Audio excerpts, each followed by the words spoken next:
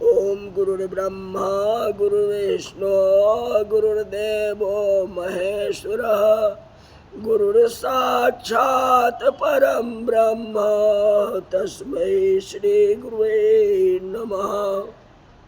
आज की कथा परमात्मा श्री कृष्ण परमानंद का ही स्वरूप है। निराकार आनंद ही निराकार श्री कृष्ण के रूप में प्रकट हुए हैं। जो निराकार है उसकी पूजा नहीं होती, जो निराकार है उसकी पूजा नहीं होती। निराकार को किसी की दया नहीं आती है, निराकार के साथ प्रेम नहीं होता है। जो निराकार ब्रह्म है वही श्री कृष्ण है। जो निराकार ब्रह्म है वही श्री कृष्ण है। साकार परमात्मा को दया आती है, निराकार परमात्मा को किसी पर दया नहीं आती। श्री कृष्ण के अंग में केवल आनंद ही आनंद है। आप भगवान का दर्शन करो तो कदाचित आपके मन में ऐसा भाव आए कि जैसा हमारा शरीर है वैसे ही भगवान भी दिखाई पड़ते हैं। मानव के शरीर में और भगवान के स्वरूप में बहुत अंतर है। मानव का जो शरीर है वह पूर्व जन्म में किए हुए कर्म के अनुसार, वासना के अनुसार मिला है। भगवान जो प्रकट होते हैं स्वेच्छा से प्रकट होते हैं।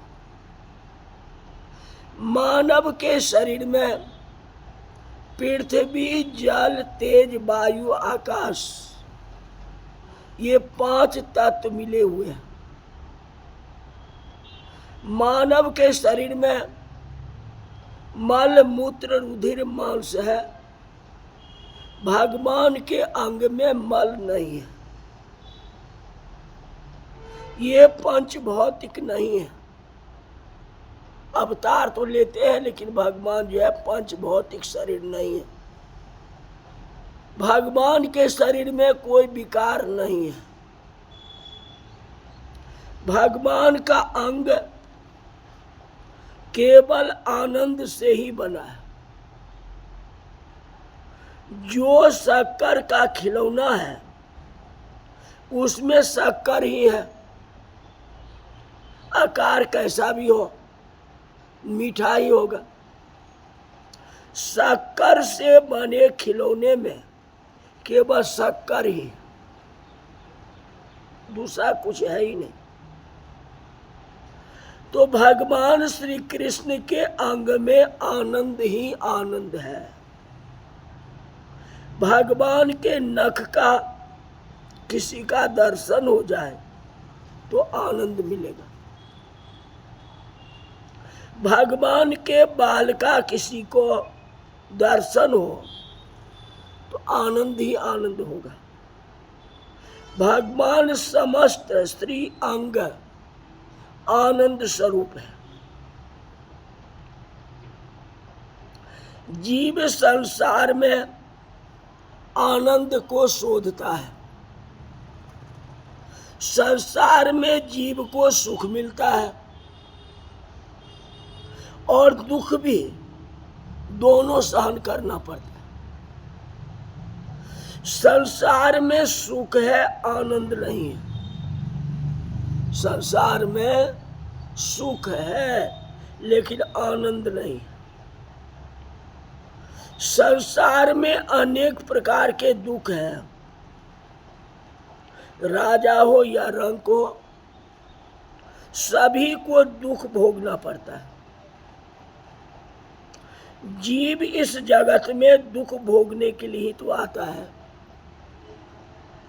इस संसार में जन्म का महादुख है और मरण का भी दुख ही है। जन्म के समय जीव अतिशय व्याकुल होता है। शास्त्रों में ऐसा लिखा है, माँ को जो दुख है प्रसव के समय होता है, उससे 1000 गुना ज्यादा दुख जीव को माँ के पेट से बाहर आते समय होता है। माँ से ज्यादा जिसका जन्म होता है, जन्म समय तकलीफ होता है। तो जन्म भी तो दुख ही है, संसार है। यह पूर्व जन्म में किए हुए कर्म के अनुसार, वासना के अनुसार मिलता है। भगवान जो प्रकट होते हैं स्वेच्छा से प्रकट होते हैं। मरण का दुख है, मरना पड़ता ही है, और मृत्यु के समय भी वही दुख होगा जो जन्म के समय होता है। जिसमें बच्चे का जन्म होता है उसमें उसकी सांसें बंद हो जाती है, और जब तक बच्चे गर्भाशय से बाहर नाक नहीं निकलता तब बच्चे को कितना बड़ा दुख होता होगा बताइए। आपको 1 मिनट का नाक बंद कर दिया जाए तो कितना तकलीफ होता है, कैसे हो जाते हो, शरीर से पसीना आ जाता है, जबकि आपकी उम्र है। ले बच्चे की उम्र कितना है, 1 दिन भी नहीं बीता है, उस अवस्था में उसको 1 मिनट तो कम से कम लगता होगा गर्भ से बाहर आने में। अगर उसमें उसका सांस बंद हो जाता होगा, उसके ऊपर कितनी बड़ी प्रतिक्रिया होती होगी, कितना दुख होता होगा बताइए। तो जन्म के समय भी तो दुख हुआ ना, अब मृत्यु के समय भी दुख होता है। लोग इस बात को नहीं समझते। जिसका विकास है उसका विनाश होने वाला ही है। विनाश के लिए ही तो विकास होती है, वृद्धि होती है, क्षय के लिए नहीं होती है। अगर वृद्धि हुआ है, विकास हुआ है, तो क्षय भी होना ही है, निश्चित है। संसार का ऐसा नियम है, जब मृत्यु का महादुख आएगा ही, सभी को भोगना पड़ेगा ही। इस संसार में संयोग वियोग महादुख है। जिसके साथ रहने की आपकी इच्छा है वह आपसे दूर हो जाता है, और जिसके साथ रहने की आपकी इच्छा नहीं है उसके साथ आपको रहना पड़ता है। संसार में संयोग वियोग का दुख है। जिसका संयोग सुख देता है उसका वियोग दुख भी देता है। पति पत्नी के मिलन में सुख है, ठीक है, और जब वियोग होगा तो दुख भी होगा। संयोग में जितना सुख होता है वियोग में उससे अधिक तकलीफ होती है। संसार का संयोग वियोग के लिए ही हुआ है। जीव को ईश्वर के साथ नित्य संयोग है। जो जीव एक बार भगवान को मिलता है ना, उसको कभी भगवान का वियोग नहीं होता है। संसार के सारे रिश्ते का वियोग हो जाएंगे, दुख होगा। इस जितना रिश्ता है ना सब दुख है, बाद में दुख देता है। एक रिश्ता भगवान का ही है जो उसमें दुख नहीं होता है, उसमें सुख ही सुख है। संसार का संयोग वियोग के लिए, संसार में सुख कम है लेकिन दुख ज्यादा है। जीव को आनंद की भूख है, आनंद आपको भगवान ही देंगे, संसार में दूसरा कोई आनंद नहीं देगा। संसार के जड़ पदार्थ आपको सुख देगा और दुख देगा। ये श्री कृष्ण जो है आनंद में है, जितना आनंद कृष्ण दे देंगे उतना आनंद संसार या परिवार के लोग नहीं देंगे। नंद जी के घर में परमानंद आया है। ब्रजवासी इसलिए बोले कि नंद के आनंद भयो जय कन्हैया लाल की, नंद के आनंद भयो जय कन्हैया लाल की। कहते हैं नंद के आनंद, आनंद नहीं परमानंद भयो। आप भी नंद जैसे बनोगे तब ने। नंद उस परमात्मा की भक्ति किए तब तो उनके घर में लल्ला के रूप में जन्म लिए, उनके घर में आए। आनंद के जब परमानंद को दे करके गए उतना आनंद कहीं नहीं हुआ जितना नंद जी के घर में हुआ। छोटा सा गोकुल गांव है, नंद बाबा को कोई शत्रु नहीं, सबके साथ नंद बाबा का प्रेम है, किसी से लड़ाई नहीं करते हैं। प्रभु के पास जाने के लिए दो ही मार्ग है, पहला ज्ञान मार्ग और दूसरा कर्म मार्ग। ज्ञान मार्ग में ज्ञानी पुरुष सबका त्याग कर देते हैं, सब कुछ छोड़ देते हैं। जो निराकार है उस निराकार का सेवन, अभी ये बताया ना, निराकार जो है दुख देती है, तकलीफ देती है।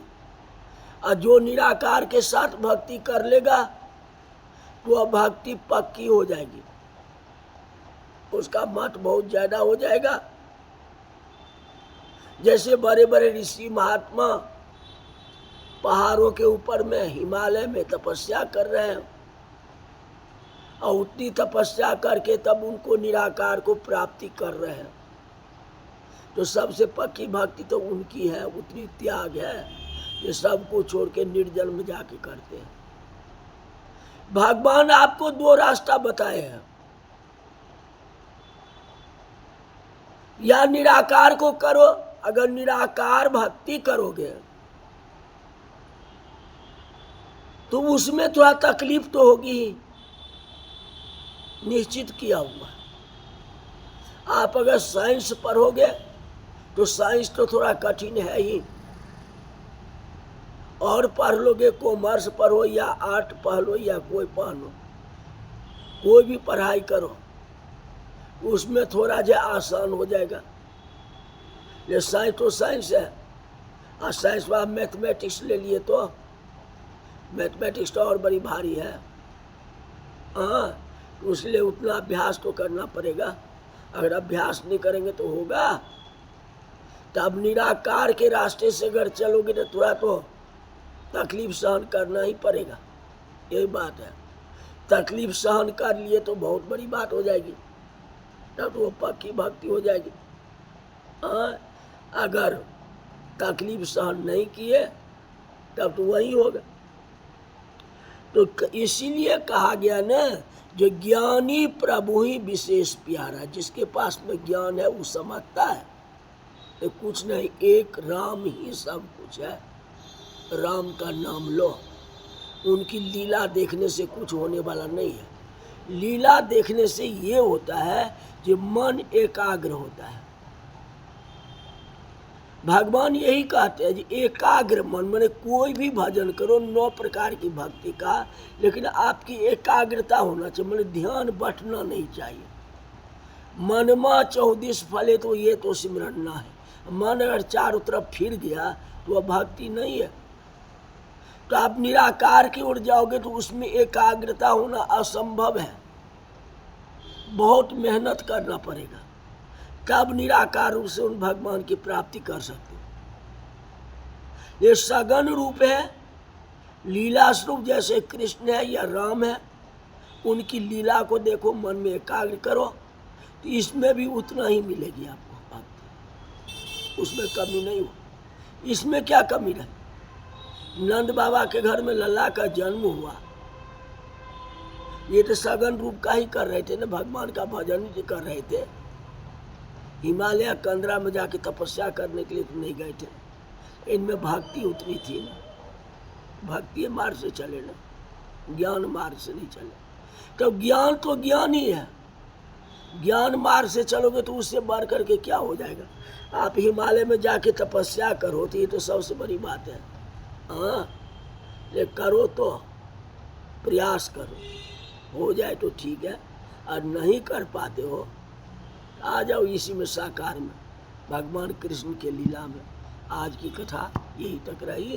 बोल वृंदावन बिहारी लाल की जय।